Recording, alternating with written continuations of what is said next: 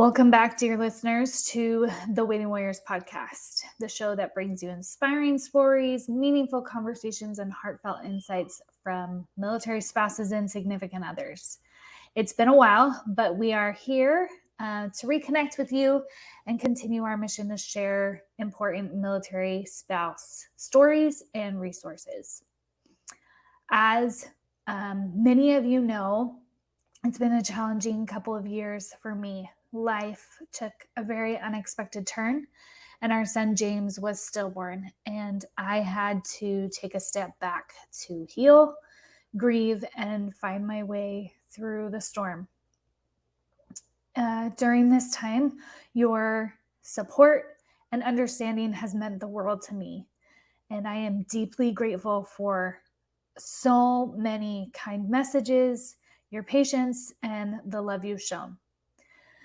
Now, with a heart that's healing, though honestly never the same, I am excited to bring this podcast back, and I have plans to make it even better than before.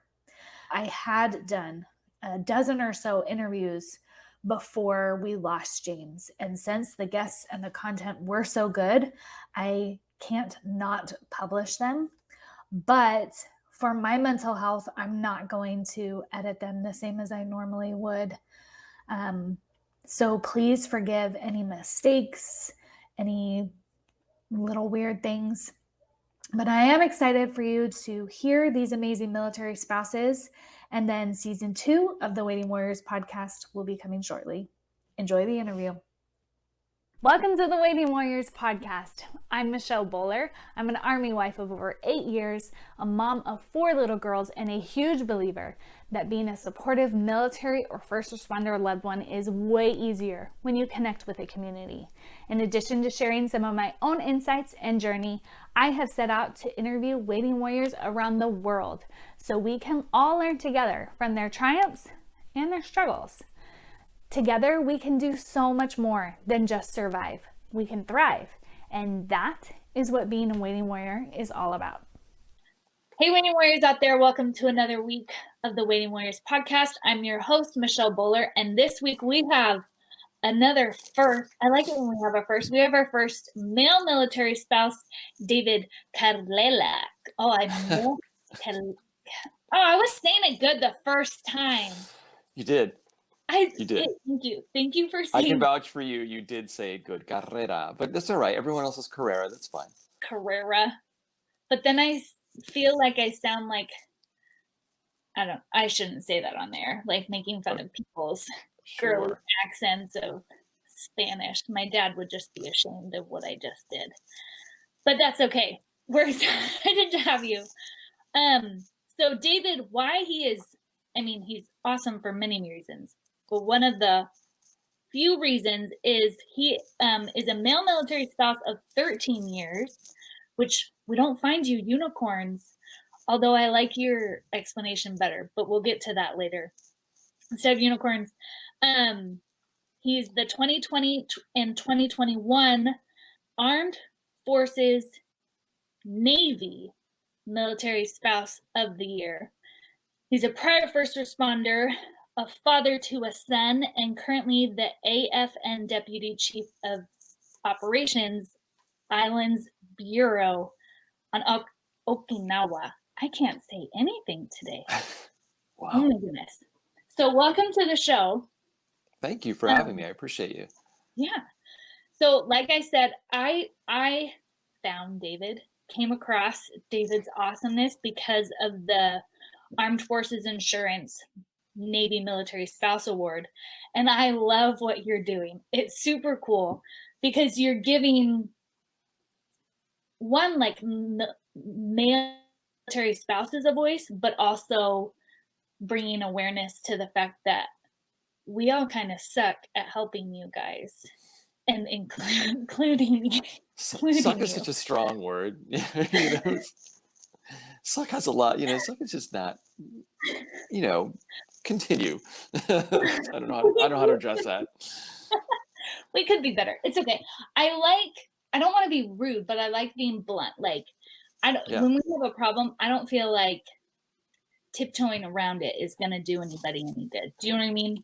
Yeah, But you're right. absolutely. I shouldn't be so harsh, especially since I've never been in like a meeting or a coffee with a male military spouse, so I can't personally, you know, describe what goes on. But you can. Right. So if you wouldn't mind shedding some light to that, how has been a male military spouse that life kind of been for you?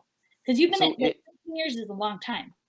Yeah, since 2008. So it's been a while. It's been a minute, and it's been interesting because in my first 2 or 3 duty stations, we really didn't. I didn't know we existed either. I just Mhm. thought, oh, so I guess like I'm the only one, and, and I went along with that mentality. But when my son was born, I started reaching out to the military spouse community. Now that's spouse in general. Mhm. And what I found was I started to even think more that I was the only one because I didn't really see anybody uh, like myself, like in the community meetings or in any of the meetings, and it just wasn't a thing. However, when I got to Okinawa is when you really start seeing it because this is my first overseas tour, and you would walk in, or I would walk into the commissary, and you'd see like a guy with a beard, and he's out of regs. So, and then you're like looking at him, and he's looking at you, and you're like, okay, you're. So that's how it started. I mean, that's how I started figuring out, hey, I'm not the only one, Mhm. hooray! And there's at least one other guy because I've seen him with his kids at the commissary. So, um, that's pretty much how my career started as far as finding the other male military spouses. I'd had a couple of I won't say bad experiences because they're not bad, but really kind of odd experiences with going to a traditional military spouse, which is made mostly of military wives, and not. And I'll give you an example, not to it was fine. They reached out to me and I said sure, I'd love to join. They had like some kind of coffee talk or chat or something, and Mhm. I didn't know what it was, to be honest with you. So I went to the on base. It was this room, and I walk in and there's coffee and donuts, and I'm like, wow, I don't do the coffee thing, but donuts is great. So I went, sat down. They were in a circle, and they're like, what's your name? And I said my name, and I've been here for a couple of weeks. That's all, and thank you for inviting me. And they all got out their books, and they're like, all right, so we're reading 50 Shades of Grey. Which passage would you like to read? And I said, oh, you know what? I'm going to let myself out. However, I am going to take a donut. Thank you so much. You've all been really wonderful. And I kind of like walked out, and I said, you know what? The military spouse is not for me. That's what I said. I walked out of there thinking that, but it wasn't their fault. They weren't, how are they supposed to know that there's a guy, that's a military spouse, looking for opportunities to either help or join in a cause. So but they were super nice, and actually, I think since then they've tailored their meetings and organizations to include us as far as where it's you don't see the email anymore that says, hey ladies, come on Mhm. out to do this. Hey girls, now it's more of hey military spouses, hey spouses, and I think Yeah. that's a good first step, and it does make me feel a little better. And I think some of the guys I know feel better too, because the first thing when we see, hey, ladies, we're just like, okay, Yeah. delete or, turn it off or whatever. But yeah, they've come around, and it's been really, really enlightening to see, and the outreach, especially from when American Armed Forces Insurance, especially when Armed Forces Insurance, you know, they nominated me for the base winner, the base Mhm. contestant, and then and I didn't even know I was nominated. A friend of my wife's actually nominated me, and then Mhm. it took off from there where I won the base, and then I won the overall Navy, and I won because people voted for me. I can't. Yeah. I still have a hard time thinking that someone actually got onto a computer and says, "Yeah, I'm gonna pick that guy," and just did that. So it's been really cool the way everyone's reached out to me and actually had um, kind words and how can we do this? How can we do that? And I've Mhm. been able to contribute a little bit. Yeah. It's really cool, and I like your perspective. Although I will just have to say, like, I really I would walk out of 50 Shades of Grey too. Like, that's Would not you? I, I don't know. I didn't. that's not I my cup wasn't of into the tea. movie, not the book, not my scene. I don't know what to tell Yeah, you. that's not just like a military wife thing. I think that's a select group, which if that's your you know, if a Yeah. listener, that's their group, that's fine. But I don't, I, that, yeah, that would be even more awkward.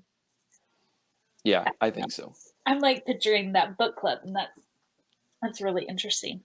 Yeah. Um, it just like threw me for a loop.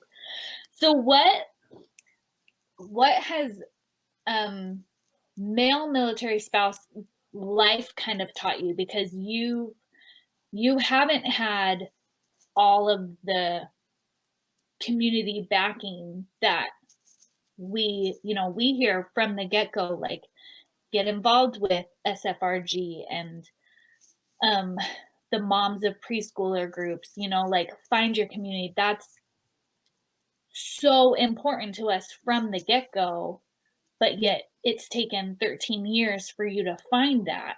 So how have you, I mean, what do you do? Is it just that guys cope different socially, or what have you done?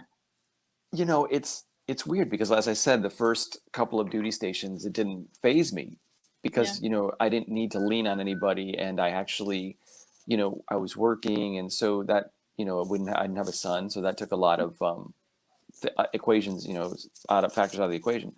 But when you start to need somebody, or, as I found out here in Okinawa with some guys, when you start to feel like you're isolated and alone and no one's there and you can't reach out, that's when it really comes into play. So Mm-hmm. for me, coming in the past 13 years, I would actually say the past 10 was really about perseverance and just, hey, no one knows what you're going through. That's what you think in your head, but more Mm-hmm. people actually do know what you're going through, and especially the wives know what you're going through because they've been through it. And then the male spouses know. You just have to figure out where they are and go and find them. Another thing to do is, keep your spirits up too. And this is talking about if you get to a duty station where there's nobody that's either reaching out to you, or there's no programs that you can join or volunteer. I mean, or jobs to be had. I mean, just stay positive. Find something to do. Find something you like to do and keep your mind occupied. It's not always going to be an easy thing. When two of my friends, Cody and Phil, started Man Pendant here in Okinawa, I mean, there was just 4 or 5 guys that immediately logged on. We already knew each other. So, Mm-hmm. and then all of a sudden, these people started like getting on and on and on.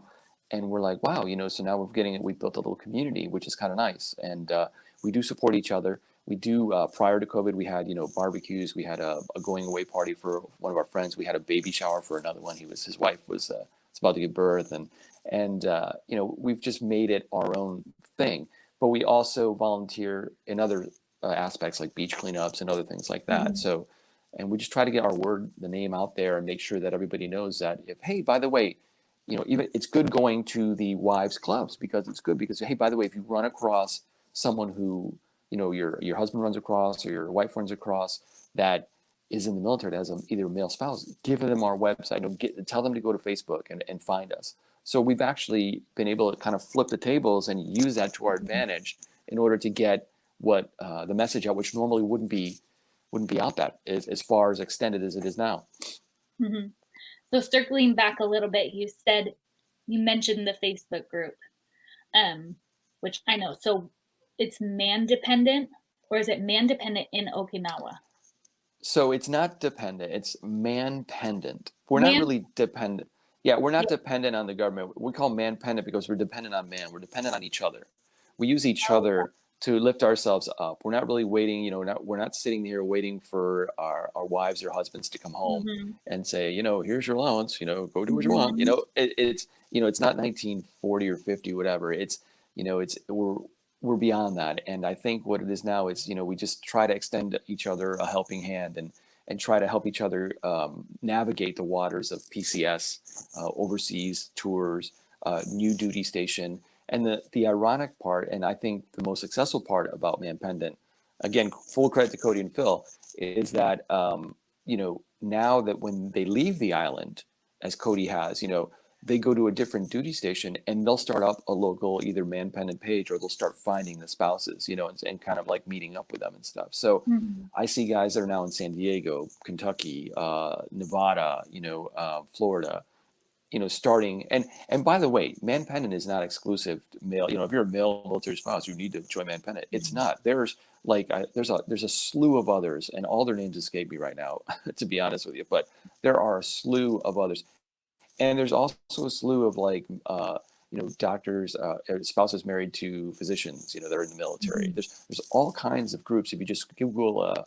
I'm sorry, do a Facebook search, and you'll find some of these. Dependa Bros is another one that just comes to mind, and those are all cool guys. And I'm a member of all those pages because I Mhm. feel like that's what we need to do as a community. Now, there are some other pages that I'm not a member of because I think sometimes it's kind of like they're just bashing this or bashing that. I like to keep the message positive.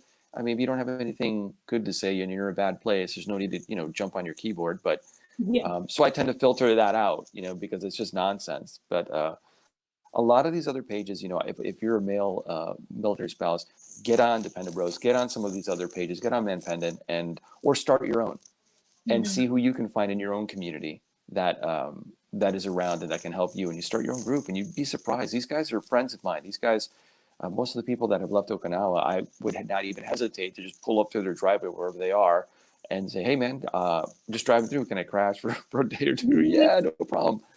It's that kind of camaraderie that we build. Same kind of camaraderie that you have in the wives clubs, just a little different. That's all. Yeah. Yeah.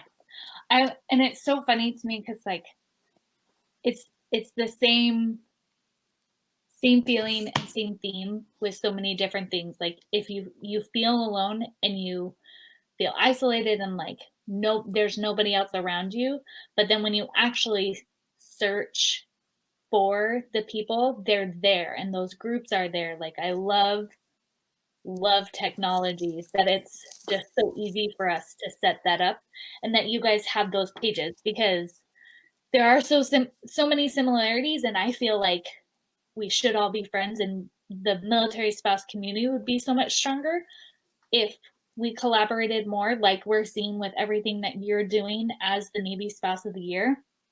But there also is something to be said about talking to people who are going through exactly what you're going through, you know what I mean? And same kind of mindsets and stuff. So I love that you guys have that. What do you think that the wife better to help the husband military spouses? Um, I think finding out if the wives or husbands see another member, or they socially, or they see pictures, whatever. You don't have to troll them. I'm just saying, if you know them, if you know of them, and they have a male military spouse at the house, say, my husband is doing this, or, just mention it. And maybe you mention it to your spouse when you get home. Hey, you know what? He or she has a male spouse at home, and you guys should get together and maybe play dates if you have kids. If not, whatever.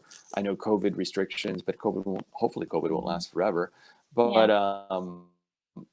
you can, and as you would, to meet people in your own career field, you network this thing to make sure that you meet people in your own like how spousal field. And even if it's not a male group, if an active duty person hears of a group that's meeting and it's a spouses club, even if it is just wives, it doesn't matter. Include them, because only through that will we actually come out of the shadows, as they say. And actually, you can, the wives clubs have been really good to me, and I can't say enough about it, especially my time in Jacksonville, like the Oak Leaf Club. A few members come to mind, and we had Nicole was I won't give her last name in case she doesn't want me to mention her, but her and her husband were just fantastic to me, and they became lifelong friends, and they're just dear friends of ours. And she introduced me to a whole world of wives in Jacksonville. However, they were just nonstop support. When my son was born, they brought meals. When my wife was deployed and it was just me and my 1.5-year-old by myself, they offered Mhm. help. They offered assistance. They said, "What can we do?" And in part of that too is on our end. We got to drop the egos. If you're sitting here with a kid, a 1-year-old, with a full diaper in one hand and trying to get the black lab off your foot with the other hand and trying to make dinner with the third hand. Do we have 3 hands? No. So, I mean, you're going to need help. And so I always tell the guys, drop the ego if you need help, if you're overburdened with what you have going on right now. Reach out to these clubs. I mean, reach out to these sources. Reach out to us or reach out to them. It doesn't matter. The same community has the same. I've noticed that whether you're the wives clubs or husbands clubs, they all have the same amount of determination to make sure that everybody makes it through this journey together. Yeah, that's totally true.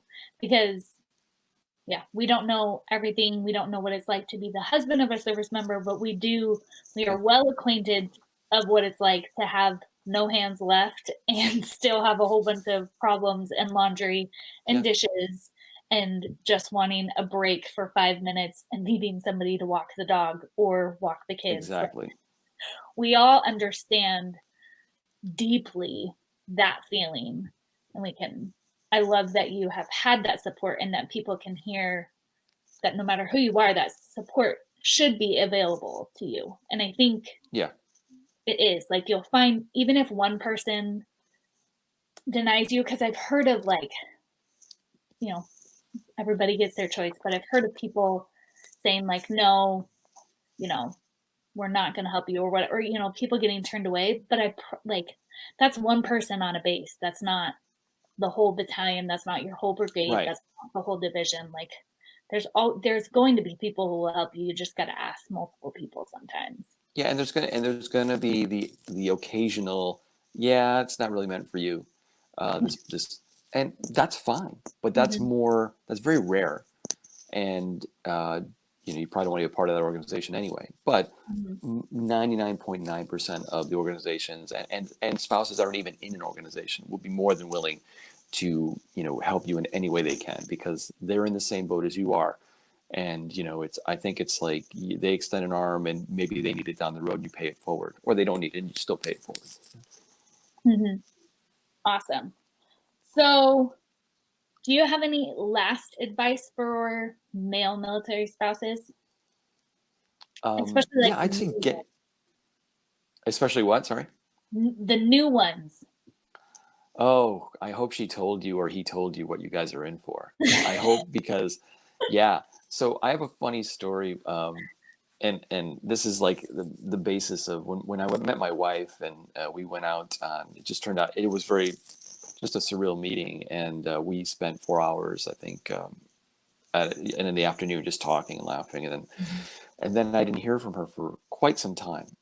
So I was, doing the guy thing, emailing, oh, what happened? I thought everything was cool. We had a good time. Am I a jerk? What do I do?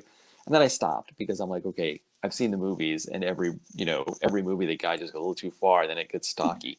Um, but, the funny part was, I get a phone call from her like 3 months later and it turns out she was at basic and didn't I tell you I was in the Navy? I'm like, no, you did not. I would have wrote that down somewhere. You know what I mean? Because when you disappear for 3 months, So Mm-hmm. I would say make sure that you have, if you're new to this, make sure you have a talk with your partner and your spouse, and you just make sure that that every 3 years or every 2 years, depending what service you are, you're picking up and you're going. I had a very successful career prior to meeting my wife, and I had pretty much done a lot of things that I wanted to do in my career field. I have the luxury of being an older gentleman as well, so I have contacts, and as long as we were living or stationed near an airport, which most of them were, Mm-hmm. I could find work somewhere. I could get a call and do something here or something there, or even locally. Um, but for the younger spouses coming on board, maybe they don't have that luxury. I would say look to the communities. I know that here in Okinawa, everything's run on Facebook, like everything. Like if you've got a question, you go to Okinawa Questions. If you want to find out where to go with kids, you Okinawa Kids. There's so many resources out there, and I think I tend to think that I'm a glass half full guy. So I tend to think that Facebook was meant for that, not for all the other nonsense and loudness that makes the papers and that makes the news. I Mm-hmm. think makes the papers. That's how old I am. I remember newspapers. So I would say to them, be resilient and be flexible because your life is going to change dramatically, but it's also the best community you will ever be a part of. Whether it's the wives or the husbands that you make friends with, you will form lifelong bonds that it goes beyond anything in your imagination, beyond best friends in high school, beyond childhood friends. I mean, these people that I've met will literally move mountains to help you do anything you want. And in return, I think you should be able to offer the same thing. Moving is hard, PCSing is hard, but when you look across the table from you and you realize you're doing it for her or him and you're supporting the mission 100%, to me, that's what makes it all worthwhile. Like I could have the worst day in the world and I'm sitting down to dinner and I look at my wife who's hot and then I look at my son who's cute and I say, you know what? Yeah, all the crap that I've been through and the career changes, I mean the job changes and having to say goodbye to people and being, literally on the other side of the world from my friends and family. Worth Mm-hmm. it. Worth it. Wouldn't change it for a second. Mm-hmm. I love that. What is your personal how David has done it key to thriving? I laugh a lot at other Yeah. people. I laugh a lot. Yeah, I know that's really bad. I just find humor in the littlest things. And I'm sitting there and, for instance, when we PCSed here, it took us forever to get to Okinawa. We ended up getting here at 10:30 at night. It's 90 Cool. degrees at 10:30 at night out of the airport. We've got 13 bags. Our dog arrived a day before us. We haven't seen him yet because we had gotten our plane tickets 24 hours before we were supposed to go. And so we get to, we have to check in, and now it's 1 a.m. We finally get to our hotel that we're supposed to be at. They give me my dog, and then all of a sudden, fire trucks roll up because there's a fire alarm going off at the hotel, and then it starts to rain. So, and we're stuck in the parking lot with holding a dog, 13 suitcases, and so I start And laughing your little because pet. it can't get any worse. You know what I mean? I'm thinking, I'm like, this is ridiculous. This is crazy. And we have to be up the next morning at 6 for like some orientation thing. And we Yeah. still don't even know what time it is. Like I'm telling you it's 1 a.m. now. I'm telling you that 3.5 years after I got here. But that day, I didn't know where I was. Everything looked weird. There's Japanese writing everywhere. And so I was just like, you just start smiling and laughing. And my wife goes, "What are you laughing?" I'm like, "This, this is ridiculous." And I start laughing. I'm like, "The fire department is here." It's 1:30 in the morning, I think. It's somewhere past midnight Yeah. because I know when we landed. So you just have to be, I'm resilient. I adapt. I flex, and I just find humor in a lot of stupid things. My wife says I have the mentality of a 7-year-old when it comes to laughing at jokes and stuff like that, and I think it's hilarious. And Yeah. I think someone else told me I have the iPod playlist of a 13-year-old girl, but whatever. I like my 80s music and 90s music, so I'm doing me. And Good playlist, you probably. just I just look at the positive side of everything because I mean being this long in the tooth, I've seen a lot of things that go horribly wrong, and so Mm. you just have to, you're going to get through it. You're going to push through it. It's not going to be forever. Those fire trucks aren't going to be there forever. The hotel is going to be closed forever. You just got to step past that and enjoy what you have. And I Yeah. do. That's awesome. That does sound like a scene from a movie, like something you would only see in the movie where your plane is later than it's supposed to be. You have all this luggage and it's crazy. And So then, Michelle, like, let me give you, you mentioned it's a movie, and let me give yeah, you a funny tidbit. So I documented all of that. That is on really, video. And yes. yeah, and so I started a channel, a YouTube channel, and I call it My Life in Okinawa. And it starts with me getting the news that we're moving to Okinawa while I was Mhm. working in DC.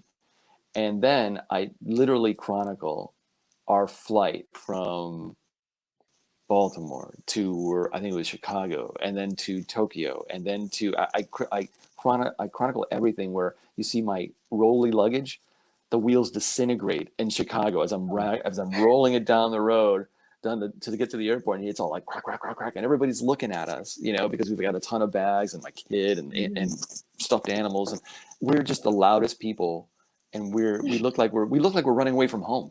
That's what we look like. I kept telling my wife, it looks like we literally packed everything we have and we're taking the next flight to anywhere.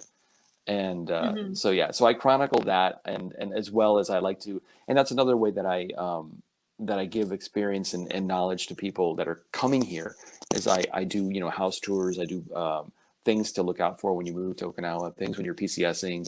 I also do a lot of like cultural stuff here in Okinawa, and also, things to go with your kids, places to go, where to get your car, stuff like that. And that's actually been really rewarding for me, because I get some emails and people telling me, oh, I was going to Oki and you really helped me out with that car thing. Or, hey, I wasn't sure what to expect for housing if I get thrown off base, like, because there's no housing on base. Now I know what to look for. Thank you. And I always put like names and numbers of people they can contact. So when you say that, it sounds like a movie.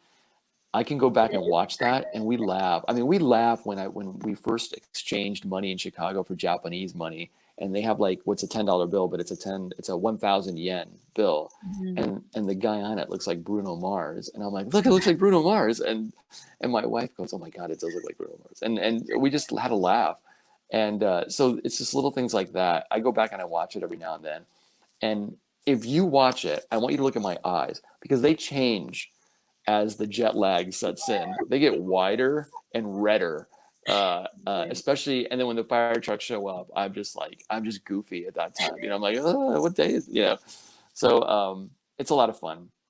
And I try Yeah. to make it entertaining. And yeah. So yeah, it is Chronicle. My Life in Okinawa. Check it out. We'll have to. I'll have to. It sounds, again, because like it just would be a good movie, and then you snap and the rain comes, and Yeah. like the animated ones where it's literally like nothing, and then that's just what I picture that as being. So now I'll have to watch and see if it's Yeah. as ridiculous as I picture it. I, Well, I think thank at one you. point I just looked at the camera and said, what are you doing at 1 a.m? Not this. Hopefully not this. Although I guess from what I've heard, most Oconus have some sort of 1 a.m. Yeah. adventures. It's just the way it has to be sometimes. But thank you so much for coming on. I am uh entertained, and but I feel like we have some more understanding of how we can bring more military spouses in, and not just kind of not shove them to the side, but just kind of think like, oh, they're not me, so we don't, we won't connect. What's, do you know a word that, yeah, there's a word for that, and a smart There word. is, but I mean, I think that the as more women spouses start realizing that there's other male spouses in the community, I think it's only a benefit for them to have them join their club and or help them out. We're more than willing to do, we'll help with whatever you need. If you're pregnant, you need meals, we'll step up. You need some help around the house, we'll be there. You need some, babysitting, play dates. We do the same exact things. It's just that we're just. I believe in 2016 we were 100,000 strong. I have to think that we're more than that now.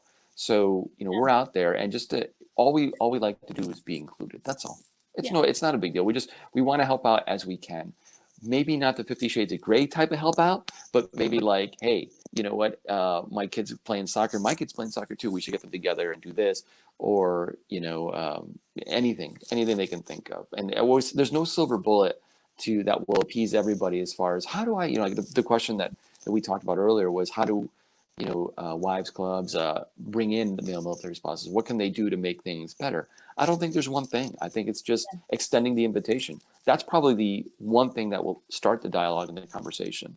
And it's not like we're going to show up and we're green and polka dotted, really strange, and have bad manners. No, it's like we're going to fit in. I guarantee we're going to fit in. Maybe some of us won't, but most of 99% will fit in.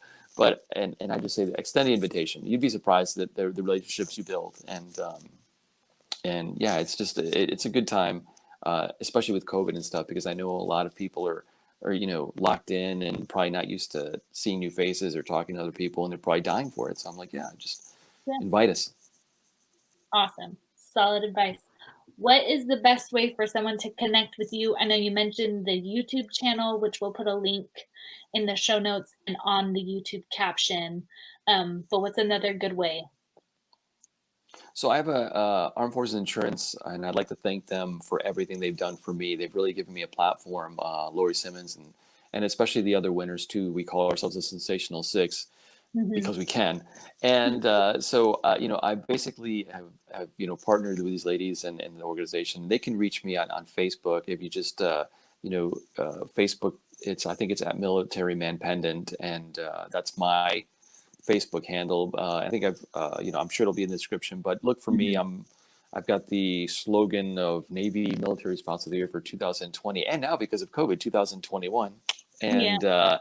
And thanks COVID. And so now you can reach me there, and you can also message me through Facebook on that page as well.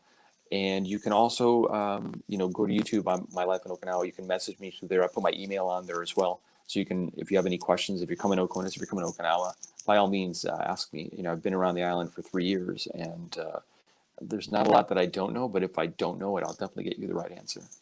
Yeah. Awesome. You're so helpful. Thank you so much. I appreciate everything you're doing.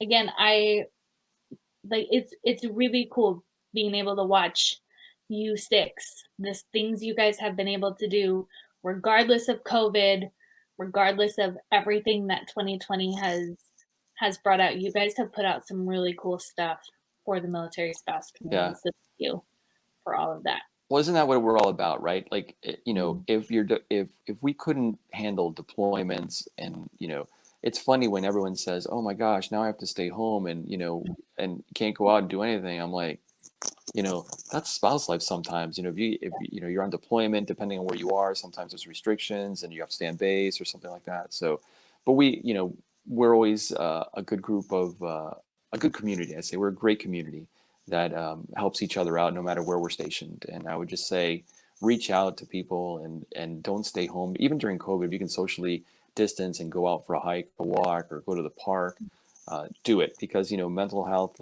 these days is it's not cheap, and we need to Yeah. make sure that we cleanse ourselves of all the stuff that's out there, and just kind of like try to connect with one another in the spouse community, make sure that we're good, make sure that we're okay, we're in a good place. Because I've here on island, we've had a couple of guys that were not in a good place, and we reached out to them and got them help and made sure that they knew that they were valued. And it's not just the kids, sometimes it's the adults that need the helping hand. So make sure that you check in on your friends, even maybe friends you haven't seen for a while. You were stationed with them somewhere else. Hey, how you doing? How's this COVID thing affecting you over there?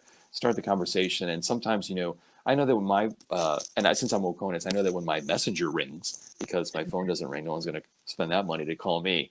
I know that when my messenger rings, it's usually someone that's wanting to reconnect, and I'm glad to take those calls all day long, because I just feel it's so much fun to relive and rehash some of the fun things that we did, stupid things that we did. And that just brings in, just makes you feel good and gets the endorphins going. So by all means, do that. Reach out to some friends and make sure they're okay during COVID. Yeah. Wise words. Thank you so much for coming on the show. Guys, make sure you Well, reach thank you for out. having me. I know I'm going to go check out that YouTube video of the Okinawa entrance. That sounds entertaining is not the right word, but I'll probably laugh. But that's good. Yeah. Guys, go check that out. And thank you again, David. And remember, just because it's hard doesn't mean it's miserable. Have a good week, guys. If you love Red Friday, remember everyone deployed, but are like me and not totally loving everything you're seeing online or at the PX, I would love for you to check out my Red Friday design. You can see them quickly. There's a link in my bio that just says Red Friday t-shirts. There's a shop button on the website, thewaitingwarriors.com, or there's a quick link in the show notes. There are shapes and sizes and styles for everyone, from father-in-law to the dog. Enjoy.